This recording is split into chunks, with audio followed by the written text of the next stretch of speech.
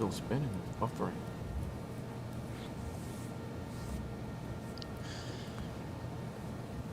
Right. Yes. Okay.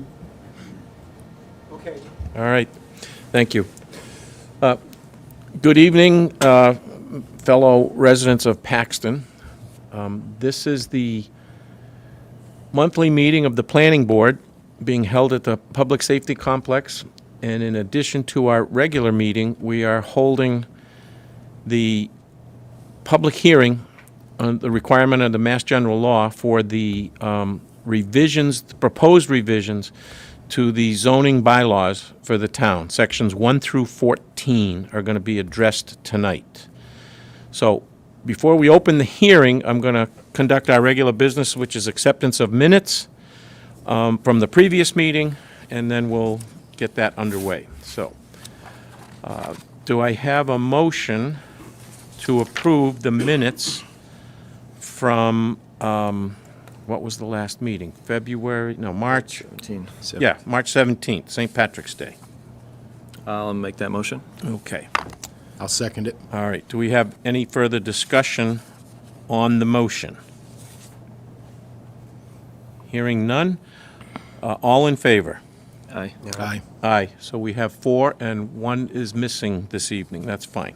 He has other responsibilities for the town.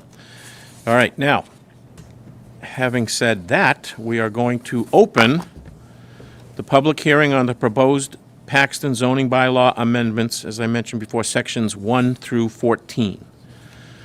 Before we take comments and get into the discussion, if you would like to speak tonight, and I welcome you all to, I think it's very important that we do, if you would identify yourself, grab one of the microphones, ask your question.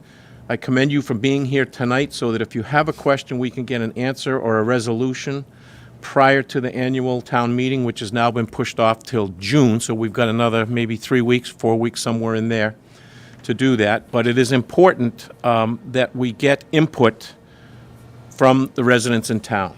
So having said that, I'd like to give you a brief overview as to how we got to where we are tonight. Starting about 22 months ago, Heather Monroe formed a group, or as it was referred to before, a task force, to review the current zoning bylaws in town. And we did so with the help of a consultant from the Central Mass Regional Planning Commission in Worcester. And we've used them heavily over the last 22 months thereabouts to kind of get to where we are tonight. A lot of the things that you will see in the proposed changes are really what I'll call clerical or secretarial or administrative, in that we reorganized some sections to make the document a little easier for everyone to work with, whether it be this board, it be Brooke in the planning office, or it be petitioners who were looking for something that they wanted to do in town at their property or someplace else. So it just gives a little more concise overview, or it uses it as a tool to allow the process to continue.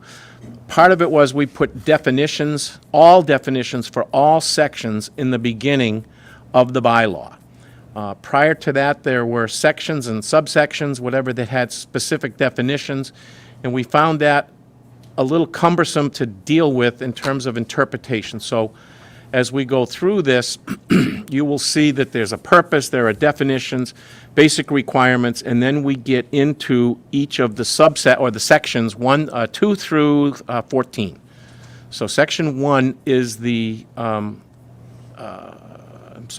section 1 is the general rules as to what we're doing, but I call your attention to 1.3 definitions. Now, we're also fortunate tonight to have another member of the task force, which is Roberta Bryant, who is the chair of the zoning board, and she was instrumental in getting this done. We had the support of almost all towns' departments, I believe. I mean, the light department was very, very active in this.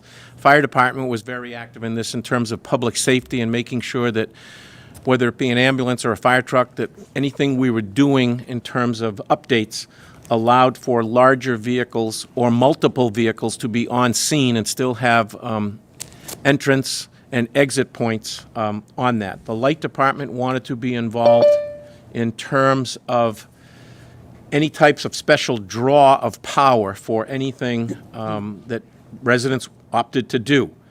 So with that, I'm going to turn this over to Roberta and let her kind of give you an update as to where we are. And through the chair, you can ask questions at any time. Just make sure that we know you want to ask a question, so I don't want to let a presentation go on for 10 minutes or so, because by then I forget what the questions were and what we were talking about. So you can just raise your hand or say, excuse me, or may I. Even those at home on Zoom, if we, Brooke, you'll get notified, but we want to kind of just take that question as they come and then answer them, okay? So Roberta, you good? Sure. Yep, Okay, I'm good. thank you.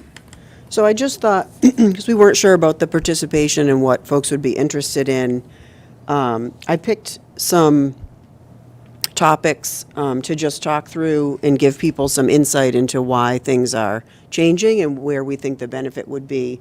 But as Neil had mentioned, feel free to interrupt, or if I skip a section because I was moving on to another one, just feel free to let me know that there's something in between that you want to talk about. So with that, Neil had mentioned definitions, very good explanation. There were some definitions that were missing but were referenced in the document themselves, and some definitions that needed to be updated, either depending on state law or just more current language, how it applied. But I think one section that we might want to start with that's of interest is home business versus home occupation. There are a lot of home businesses and home occupations in Paxton. The definition has not changed at all. I think it's important that everyone knows the difference between the home business and home occupation. Home business typically would have people from outside coming in and visiting the home business, and it can have employees within that home business, non-residential employees, whereas home occupation is customarily just someone maybe doing someone's taxes from inside of their home or something like that. So we do have a fair share in town. I think it's great that we have that, and we'll see how that plays out in terms of parking and such as we move through some of the changes in the document. And just as a note, we also have a lot of home daycares, and we have particular uses within town that are their own standalone daycares, and those are protected under the Dover Amendment. So while the town can get involved, and certain departments within the town can get involved to try to help any issues that arise, such as traffic or parking or lighting, they are protected by the Dover Amendment and typically just go through the building commissioner and the state as well, and fire department for their safety. And typically zoning and planning don't get involved in that. Just to follow up, they still need a permit. The town needs to know that there is like a daycare. You can't just kind of do it under the radar. So that's why we get the fire inspections Yep. and we get the building inspector. Correct. Again, by right, the Dover allows that, but we just want to make sure that they're on the record somewhere in town. Okay. Correct. See how easy that was to interact? I raised my hand and we got that all done, so please feel free to jump in. The next item is in our use table that starts on page 21, if anyone's following along. We did change some of the uses. We really cleaned up the restaurant and retail business and such, and then I think another good point to talk about is on page 24, adult bookstore, adult motion picture, et cetera. We'll see this more as we get into medical marijuana, and we'll see this in any use. I think there's some towns that are dealing with battery storage. These are uses that the town cannot prohibit. If the use is allowed by right as a state law, the town has to zone for it somewhere. So that's why we have to put it in. We're not in any way, and maybe some people are, but this is no way encouraging adult bookstores or adult movie stores. It's just because it is a state law, it's a state use that is allowed and we have to zone it somewhere, similar to, I guess medical marijuana is probably the most recent in everyone's mind of what has become a state law. So any town has to zone for it. So I just wanted to emphasize that it's not something that solely the town of Paxton has opted to zone for. It is a law that we do that. Along in the I don't know if it's in this one, in this certain section, Brooke, but there was a section on golf courses, and I can't, It's 21 private or public golf clubs. okay, Is that what you were talking I think so. Is it my 21 too? There was of 200 acres or more, 200 acres or less. about? The adult bookstore section. Oh, okay, thank you, that 21. So we currently have in here something that we haven't changed, but maybe a point of discussion if people think it's important. We currently allow private and public golf clubs by special permit, which is not atypical, but it's on contiguous parcels of land not less than 200 acres. And I just thought, I don't know, maybe we want to change that in some way. Golf is changing. It's becoming a shorter game. It's just something I thought if we had a group, a forum, and people wanted to chat about it. 200 acres is a lot of land, and if someone wanted to come in and build a new golf course and they only had 50 acres right now, that wouldn't be allowed the way the bylaw is written. I think part of it too, when we had our discussions as our task force, we were talking mostly about 18-hole golf courses, where somebody now, the big thing is Frisbee golf, Yep. which is considered a sport. So that may want to be added or inserted to Yep. that. But somebody that wants to build a par 3, a 9-hole course, they could do that on a lot less than 200 acres. Right. So again, if there's comments or concerns about Right. that, we're willing to take comment. Maybe we make the delineation of 18 holes is 200 acres or more, and anything less than that would be considered by the permitting process. How do you feel about that?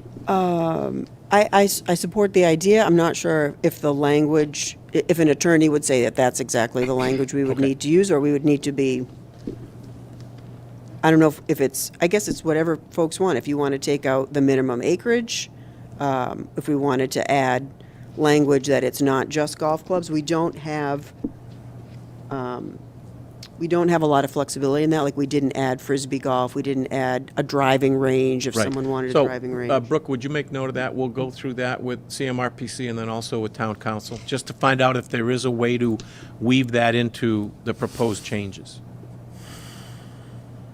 Like, we have under ski tow / recreational outdoor sport. I mean, I guess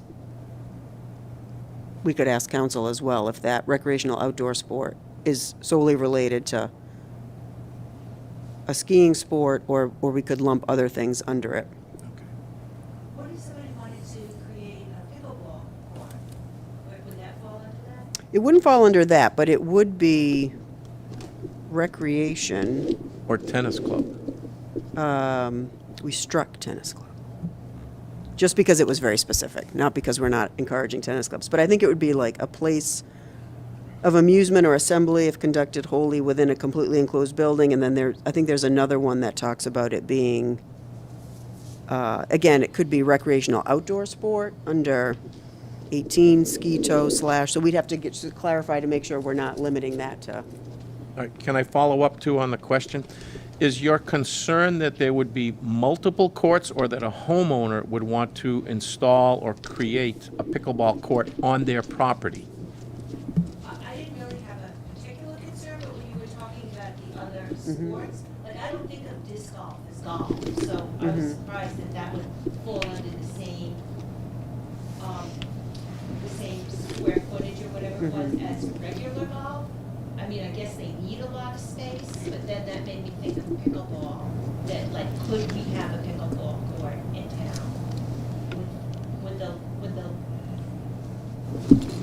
Yeah, I think so your question brings up two good points. One, is it a private pickleball court that's like a membership-based, similar to when we had the tennis club? Or is it a public pickleball court that would replace, like, say, the old tennis courts that we had? So either way, right, the town has more flexibility on town-owned property, but we still also have, and I'm finding it referenced in other places, under community facilities, recreational facility, with no real limits, you know, so it would come as a special permit to zoning board of appeals, and then people could come to that hearing and say, it's too close to a neighborhood, or there's no parking, or, you know, we could amend it that way. But right now, it does allow for, as a community facility, a recreational facility, and then I think if people wanted to see a membership-based club, I do believe that we have membership-based clubs in here as well still. They just weren't specific to tennis.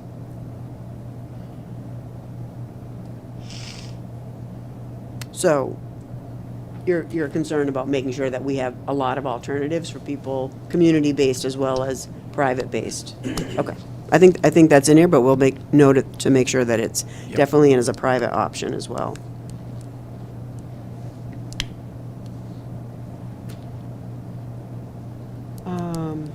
No one has any thoughts on golf courses, whether we want to amend that at all? Any further thoughts? I would think that reducing or eliminating the acreage would make sense. I mean, it's not like someone looking to build a golf course is going to do it on 5 acres. You know, Right. They're going to do it on the size they can work with. So, Right. You know, Okay, we'll try that, just eliminate the, I would think that would make most sense.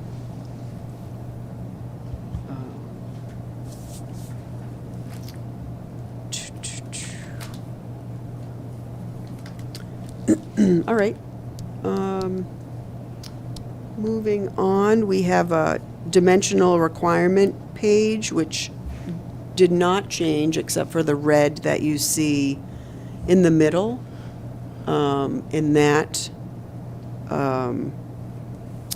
that addition in here is sort of a placeholder. As we get into our MBTA communities discussions, and as we put pieces in place for that zoning bylaw, we'll want to make sure that items like maximum building or non-permeable coverage, so we don't have like a sea of parking lots and buildings on top of each other, will be addressed. So this was a placeholder put in for future, but you can see in the chart right now that we did not fill that in at all. I also just want to call attention, because it's hot topics right now. Yep. MBTA, anything is not included in what we're discussing this evening. That is something, stay tuned, it's, you know, it'll be coming out sometime in the fall. We have until December 31st to come up with some sort of bylaw that hopefully the state would approve. But at this point, it's not on the table. Correct. Our next section that we thought was a good change for the town was common driveways. Our old bylaw was very restrictive in allowing one driveway that would serve multiple properties, which created a hardship, I think, for some people that owned land that was maybe oddly shaped, or they were related in building a house next to a home that they already owned. So again, in our goal of reducing pavement area and also being able to be more flexible to build, we decided that we would open up the idea of common driveways. We did limit it to, I believe, 2 homes off a common driveway, and then really put in a lot of common sense parameters to make sure that it was well maintained and well constructed and not too steeply sloped, so that fire and police apparatus could access those 2 homes as well. And I think we also talked about putting in some language that there has to be an agreement in the town that both property owners recognize, especially if they're non-familial, that there has to be an agreement on how that gets maintained and to make sure someone's maintaining it. So that was, this is new for the town, but I think it's a good addition to our zoning. Just to follow up again, the reason we went with maximum of 2 at the present time is we didn't want the possibility of a developer coming in with a single driveway and putting 3, 4, or 5 homes on it and not having to construct what we'll call a roadway. So a driveway has certain parameters in terms of width and the ability, the weight classes that they can handle in terms of, trucks and things like that, versus a street has a lot more intense design parameters. So we didn't want somebody to create a subdivision on a common driveway. So that's why we maximized the number of units to 2. The next section I wanted to highlight is not one that's new. We made some changes. We removed the definitions and put them in the definition section, but inclusionary housing.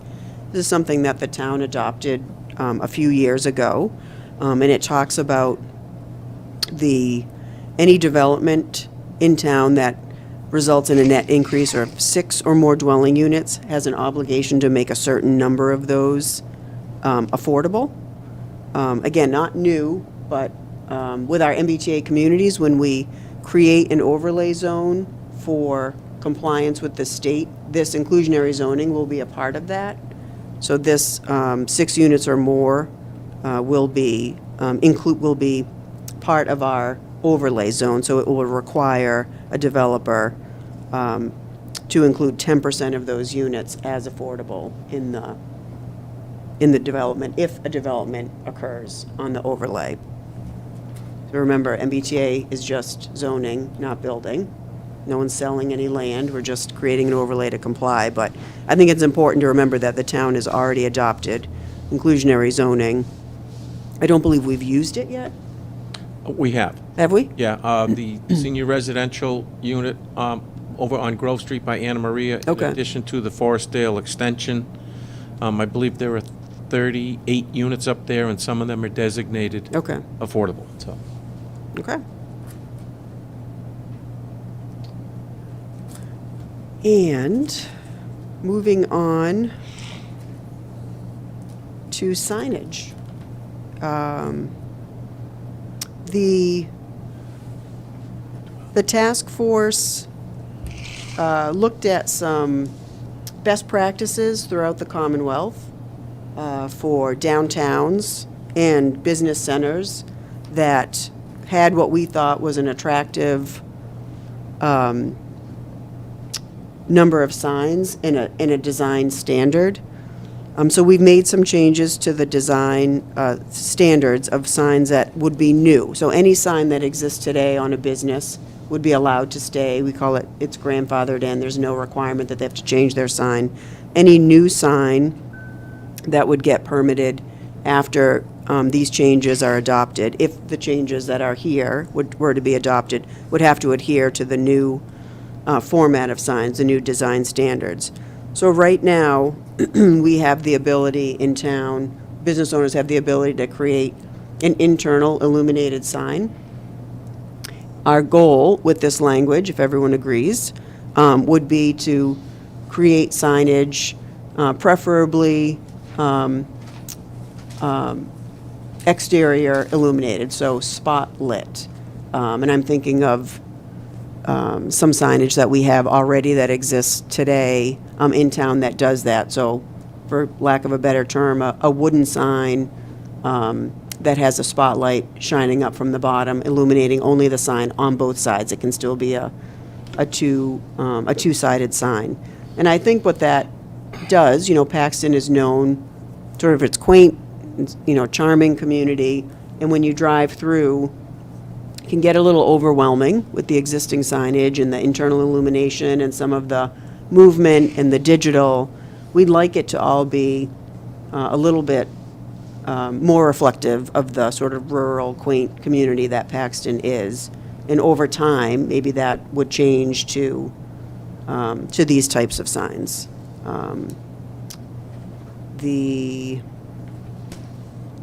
size of the sign is also something that we thought could get reduced slightly from the 12 square feet to something slightly smaller. Though I don't think we have I think today it still lists 12 square feet within the bylaw. It does, but those are for what we'll call accessory use signs, so signs that are not in the business district. But signs in the business district are allowed, I believe it's 32 square feet, 4 by 8. I'm looking here, would not exceed 35, oh, that's percent. Yeah. But anyway, that's where we presently are. I mean, right now we have attached signs. An attached sign in a business district, and not all of our businesses are in business districts, cannot exceed 40 square feet. There it is, okay. Yeah, that's a large sign. And then if the current is, it says, one contractor sign not exceeding 12 square feet, so that's basically 3 by 4 on both sides. Yep. So that's what I call an accessory use sign versus in the business district. And then there's additional signs in the business district that can't exceed 20. So it's Correct. just, given the size of our parcels, especially in the business district, that's a lot of signage. It is. And it becomes a lot of competing signage as you're driving through town. So that's something that we could discuss, whether or not we want to. All right, can I just interrupt you? Anybody at home online that's watching, are there any questions at this point? Because we've been kind of proceeding here on our merry way, and we can address the audience here, but anybody on Zoom? How many are there right now, Brooke? 7, 6? 4, okay. Julia said a while ago, can we make sure people who talk have microphones, we can't get them all on. Oh, all right, so we need to get you a microphone.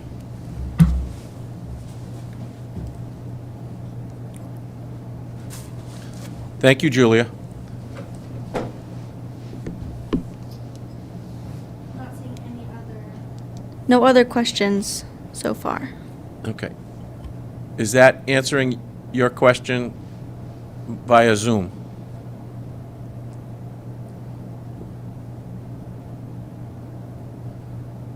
I'm going to take that as a yes.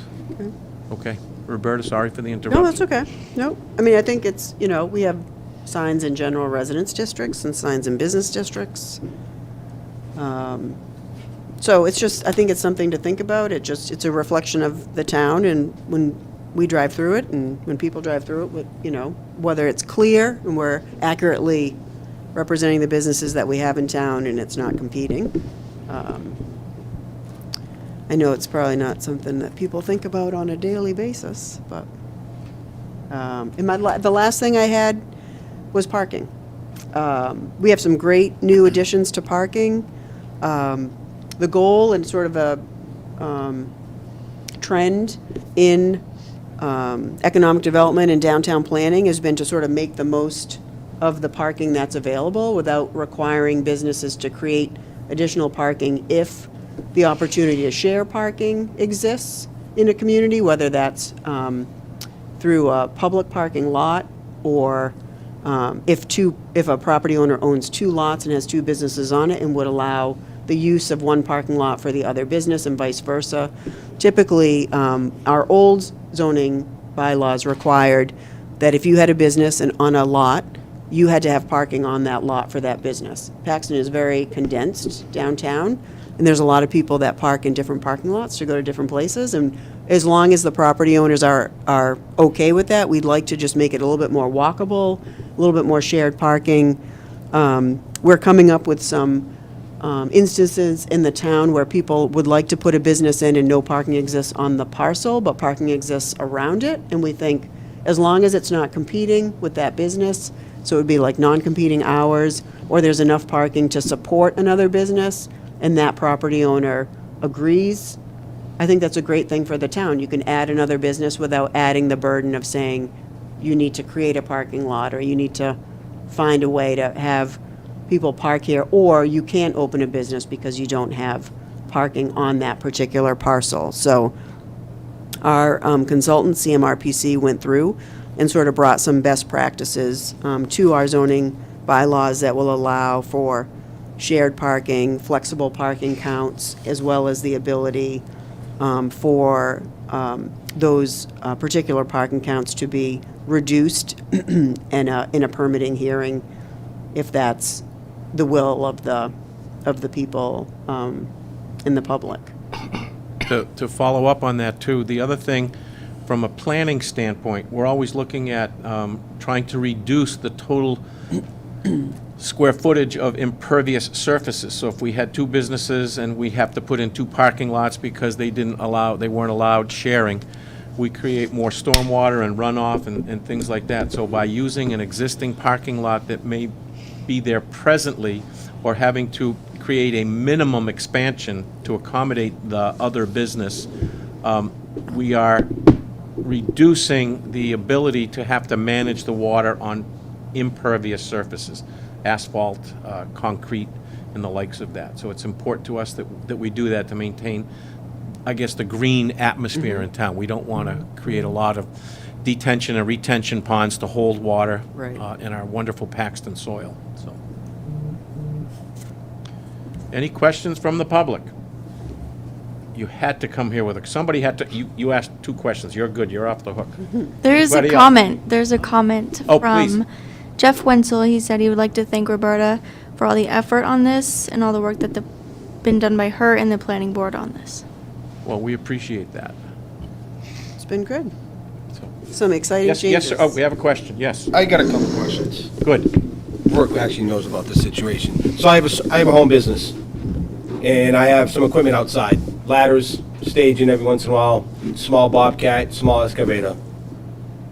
Is this change is going to affect me in any way? I was given a cease and desist letter because my neighbors have complained about my equipment, only because we complained about their septic after about 5 years. So I've been in town 20 years, never had an issue. All of a sudden, I get a cease and desist letter because we complained over the past couple of years of their septic after, God, almost 5 to 10 years. Okay. I have a couple of questions. First off, do you have a permitted business even though it's at home? In other words, you're not bringing customers in. I am not. Okay. I keep my personal bobcat, my personal excavator, my personal trailer, my 2 personal boats that I also use occasionally in business. Okay. I don't have, I mean, if Are you drive they- around town, you can All see right. people. Are they garaged in They're any not way, shape, or garaged. they're out? Everything I is outside. wish. Okay. No, I hear you.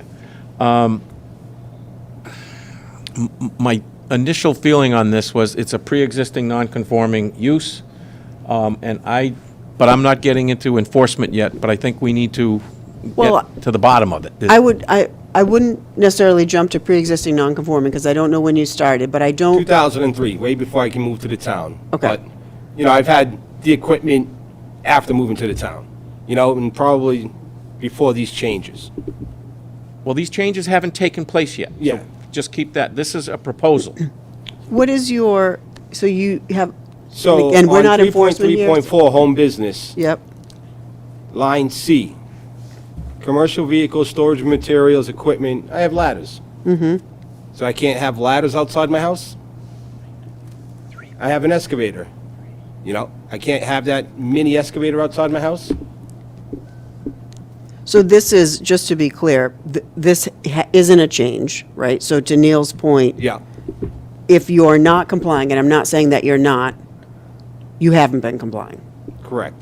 But it's not a change that would suddenly say you had to comply. But I do think, you know, there's some language in here that we could talk through as to, depending on how you permitted the business. What size? Do you have a dump truck? No, All right, so it's just a Bobcat yep, and a pickup truck of some sort? yep, Do you have a cargo trailer that you could put Yep. the Bobcat on? yep. Okay, is there a GVW assigned to any of? So, under the state definition of a commercial vehicle, they're both lower. All right, so they're under, what is it, 15,000? 19,500 pounds. GVW, all right, Yeah. all, the trailer too? Everything. Okay. I'm just thinking Yeah. out Yep. loud as we go through this. I was gonna say, if you were a home occupation, but it does have the same Same language definition. in there, yeah. Yeah. From the exterior of the building, so use no visible, any display of goods, products, storage of materials or equipment, regular outside parking of commercial vehicles, or any other exterior indication of the premises. Every small business has a ladder of some sort outside their house. I've got two at my house. And the only reason why this, problem was, come to unfortunate upfront situation is complaining about my neighbor's septic system. He's got ladders out of his house also. So it's trying to get retribution, which I've already dealt with a court matter. Okay, so Brooke, with this being, I guess, brought to the planning department's attention, has Dave Carl weighed in at all, other than issuing a cease and desist? I'm waiting for feedback. Yes, we had a meeting. Dave, Heather, and I, and Mr. Bridges and his wife had a meeting, and they discussed. Dave gave his Understanding? yes of the bylaw and the building code and everything like that. All right, so when you had your meeting, I'm trying to kind of mediate this, or at least get it out so we can talk about it. What was his thought? Their thought was they were going to have a private discussion, outside and get back to me on that. But there's a lot of small businesses There around are. town that have lettered vehicles, ladders on top, commercial vehicles parked overnight daily. So I think, maybe this is something that should be addressed on the zoning issue when it comes to town residents. Maybe that's something that can be amended in the near future. Okay, so again, I go back to my question. Is this business that you have for the last 22 or 3 years, Yep. is it permitted? I mean, I'm sorry, have you filed for a permit? No. Not that it's allowed, that's the No. wrong word. Nope. All right, is I asked about that during our meeting. discussions, They're okay. going to get back to me, even if there was any type of permit or, Okay. And is it a company, corporation, or a DBA? DBA. DBA, okay. But there's a lot of small LLCs that Oh, no, there are. out there also. Yep. I think that's something we need to go forward with the building commissioner and legal, just to try, and we'll try to incorporate something if it comes back that way. But in the meantime, between now and the vote at the annual town meeting, I think this gentleman deserves some sort of answer as to where we stand, either with what's in existence now that either allows or denies, or what we're proposing will allow or deny. I think it's very important that you bring that question up, so I thank you for that. Yeah. You said you had another question? That was it for now. Just one, okay. Because I just want to, if we're talking about amending this, and to your point about lettered vehicles and trucks, like in parking, in driveways, this may not help you, depending on the size of the commercial vehicle, but I do agree with you that but I think it's different, like, again, home business, home occupation versus someone that works for ABC Staging and drives his truck home every day or her truck home every day and leaves it in the driveway. That's different than a home business or a home occupation. That's just someone that gets to take their work vehicle home. I would think that we could be more lenient on a commercial vehicle of certain sizes. That's why I asked about the GVW. Right. But I am sensitive to the fact that outside storage of materials and equipment is a slippery slope. And I think depending on screening and your neighbors, and how much stuff, I think that's typically in zoning, and I'm sure Dave Carl would agree too, like, it's so easy to, when there's a bright line, how much material is outside? Is it new material? Is it scrap material? Is it a pile of material? Is Ladders it and covered? staging, Right, no, something I'm just small, saying yeah. that, I think for someone like an inspector, building commissioner, there's a lot of gray area and things like that, so that's why we write things the way we do, so that he can go in and enforce it with a pretty clear line. So I agree with Neil that it's definitely a meeting that should continue, but I appreciate you bringing that up because we may want to be a little bit less restrictive or more clear on commercial vehicles at the very least. Is there lettering on your trucks? No, okay, so it's just a pickup truck? Okay. But do you think that the truck is the issue or it's the outdoor? Oh, it's definitely the machines. Yeah. I park it on the side of my house where I do a lot of gardening. And I do that, I only leave it there during the wintertime when I go away for a little bit. But it's usually off on one side of the house, so it's all usually together, Yeah. my boats, my bobcat, my trailer, And did you say, and a backhoe? excavator. I'm sorry. Mini excavator. Okay, like, well, I'm thinking a Kubota, a little. Yeah, Okay. well, it's With the a little biggest blade in mini- front of it, so you can. It's the biggest mini that you can buy. Okay, all right, okay. I don't think we talked at all about boats in any changes, and I honestly don't remember if they were addressed in a prior. I feel like we did talk about RVs, because did. today, even though a lot of people have them in their yard, you're not supposed to store them in your yard. We had talked about, and I don't know that I could find this quickly, like at least registering them or permitting them in the town so that, for issues like, batteries and fluids leaking and things like that, like we would have a record of them and make sure that they are Registered. registered and drivable, or, what I Right. mean, like they're not broken down Right, and they're the not concern we being. had was that you could create an accessory. Exactly, Accessory exactly, dwelling unit right. that's on four wheels. And that was not the intent of the law by Yeah. the state. So I think we also put in a maximum, it could be on site for 30 days. I And it would think have to so. be removed. Right. For I don't remember the period, it may be a week or 2 weeks, but then it could come back for another 30 days. and Yeah. So forth. It was if we made it a slight nuisance, the person, the affected party may look at putting it in a more permanent spot, not necessarily on their property. That was an RV. Yep, One of my concerns pertaining to my boat is it will be used for a commercial purpose also. I'm a charter captain also, so I use it in the summertime. Now that my neighbors had caused some issues with the cease and desist of my contractor business, I don't want them to do the same thing with my part-time fishing business that I do during the summertime, because my boat now can be considered part of equipment for a small business which I run out of my house.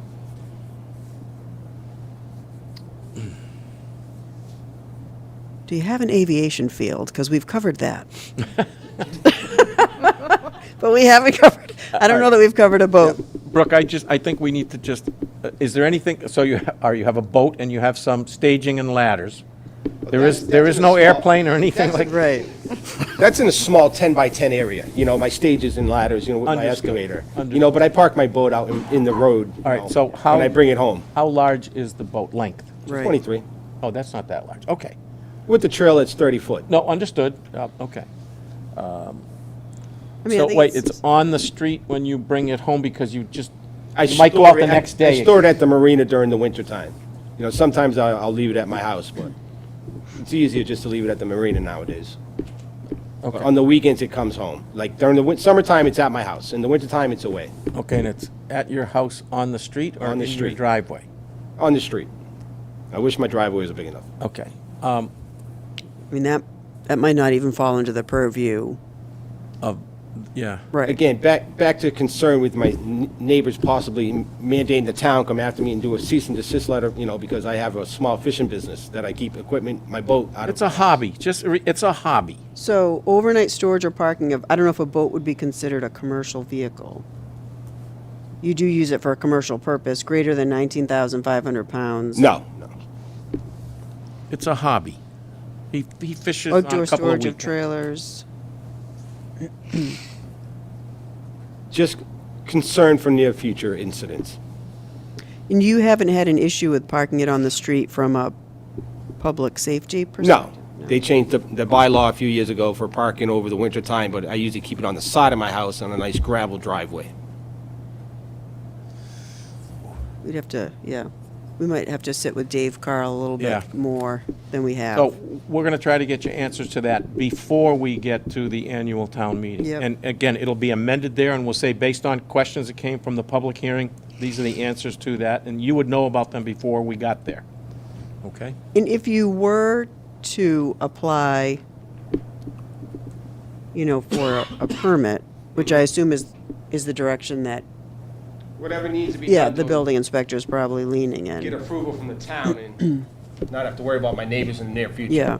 I think that might be a way to satisfy what you need to do with your property, as well as some of the sensitivities of the neighbor if it's under a permit, but I'll There's leave a that to lot of Dave. small businesses in town, that keep equipment.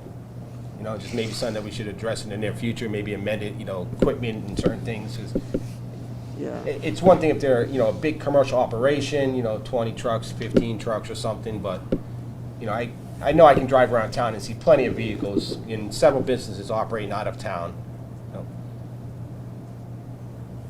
Are you on a through street or are you on a dead-end street? I'm on Boynton Parkway. Okay, that's fine, all right.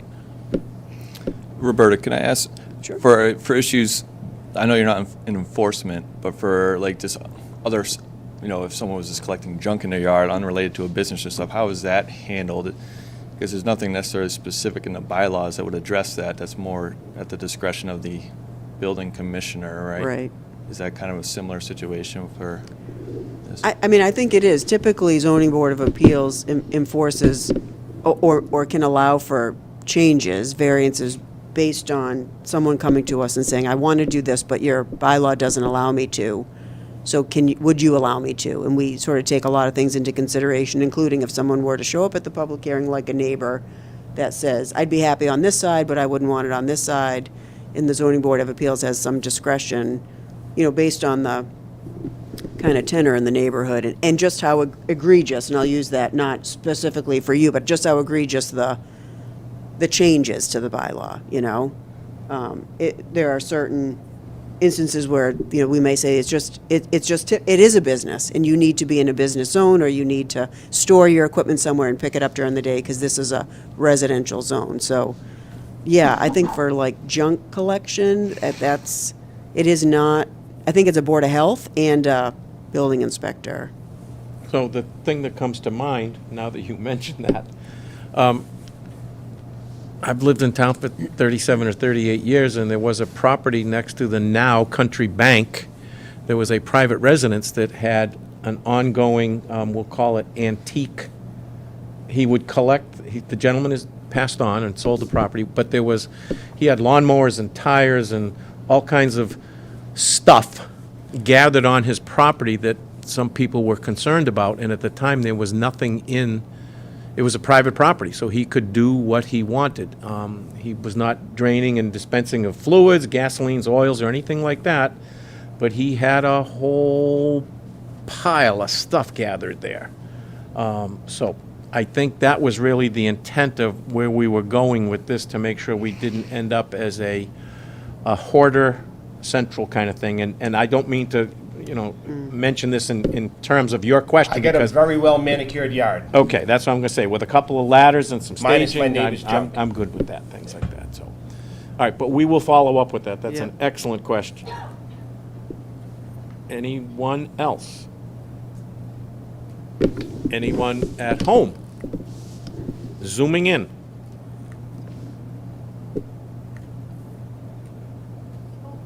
Oh, we got one. Just got one from Kathleen.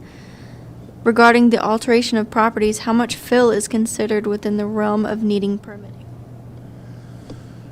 Well, I'll take that if you don't mind. All right, at the present time, any project on site in terms of bringing in or removal of earth that exceeds 10,000 square feet requires a stormwater permit before the project begins.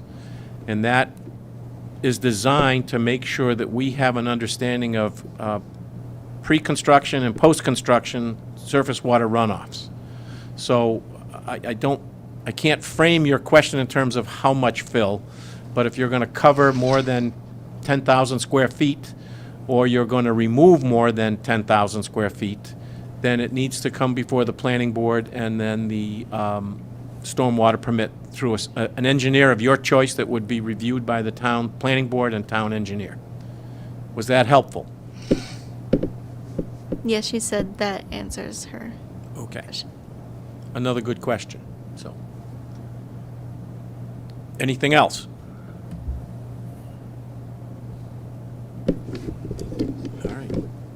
Mr. Lawler, any questions? You're No just here? questions. Okay, sir, all right. Any questions at all? You're good? I'm good. All right. I guess with that then, Roberta, do you want to sum up, or you want to close, or whatever? We made no changes. I want to reflect this again. There are no changes to the business zoning. Right. At all. So whatever is there in town right now, we are not affecting that in any way, shape, or form, and the MBTA is not involved in these discussions right now. So, having said that, we're trying to get this, we're trying to inform the residents of what our proposals are to do to avoid a situation like we had last November. So, that was eye-opening on a lot of areas. Neil, Yes. point of clarification. You said 10,000 square feet or 10,000 cubic feet? No, 10,000 square feet, so basically 50 by 200? Square feet's Square not, feet. it's not a volume. Right, no, it's not a volume, but I'm saying, so, and if you remove, we have our earth removal, there's something in zoning right now, Has to do with disturbed land, right, disturbing Okay. more than 10,000 square feet. Okay, Right. which is a quarter acre. yes, thank you, Okay. yeah. So anytime we're building So a home in town, You could bring in 50 truckloads of dirt and dump them, but long as they're not dumped on greater than a quarter acre, you're good. correct. But again, if it gets pretty close, when it rains, it's gonna run off of there somewhere, so we Yep. need to make sure that, Yep. that we do that, yes. Yep. But that was the intent. No, it's an area versus a volume, Yep. okay? So the only thing I would close with is just that there are copies around town for people to look at. They're obviously online on our website, and we'll continue to take comments. If anyone has any more thoughts about anything in the document or anything we talked about and would like it to see a change or offer an amendment, we can bring it up and talk about it. Yeah, I think it's important for the ability, or from the ability of this to pass at the annual town meeting, that we address as many questions or concerns prior to that evening. Because to get into a discussion and a debate, just like this gentleman brought up, and we have to go get some sort of legal guidance or whatever, it's going to create, I guess, a sticky point that may affect the whole thing. So we want to make sure that if you have a question after viewing this, whether it be tonight or next week or whatever, please, please get the questions to Brooke, to Heather, to Roberta, to myself, to anybody here in town so that we can get you an answer. And we will recap questions that have come in or answers that we found based on questions that have come in prior to the meeting or even that night at the meeting. But it's important right now that we have as much information in terms of any thoughts out there, good, bad, or indifferent. We need to know so that we can address them. Yeah. Okay. Ideally, I think the questions would come to Brooke. Yes, they and will, then- yes. And because it would be hard, that would be easiest to track all in one place. Correct. No, and when I'm asked a question, I always say, please refer it to Brooke, just so we have a record of it. You know, you stop somewhere at Dunkin' Donuts and someone says, hey, can I talk to you for a minute? Yes, you can, but let's get it to Brooke so that we have it. Okay? All right, thank you for your attendance and your questions. And those of you at home watching, at this point, I think we're going to close the hearing. And then at that point, I think we can take any old business that has come up. So do we have a motion to close the hearing? I'll move. Do we have a second? I'll second. Okay. Any further discussion? All right, all in favor? Aye. Aye. Okay, so we're good with that. Thank you for your time. All right, old business. Brooke, anything that has come back to you? Where do we stand with the sign? So last I spoke to Dave, he's been waiting on some kind of either design to change it or something along those lines. But last I spoke to him about it, he hasn't received anything, so he's gonna probably be taking it to the next Okay. level. All right, so the sign in question is up the street here at the dental office.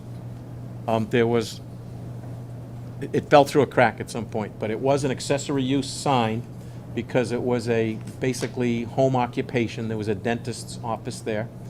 The previous sign complied. It was 3 by 4, 12 square feet on both sides. And all of a sudden, one day, a new sign showed up, and they didn't do it without a permit. They came with a permit. It was just a misinterpretation of what was allowed. So the sign over there now is some 38 square feet or 37 square feet, and it's 3 times the size that it's allowed. So the building inspector, enforcement officer, has been working with the resident or the business owner to resolve the issue. So that's kind of where we are at this point. And again, the wheels of, I guess enforcement or in town, they move slowly, but at least they're moving. At one point, I was truly concerned that the longer it stayed there without any addressing of it, someone would say, hey, it's been here for 90 days, why are you picking on me now? So we wanted to make sure we addressed it within the first 30 days of its appearance, and I believe that's where we were. So, all right. Anything from public session? They all left, so we're good. I think we could entertain a motion to adjourn. I'll move. Do we have a second? All right. All in favor? Aye. Aye. All right, that's it. Scott, we're good here, buddy.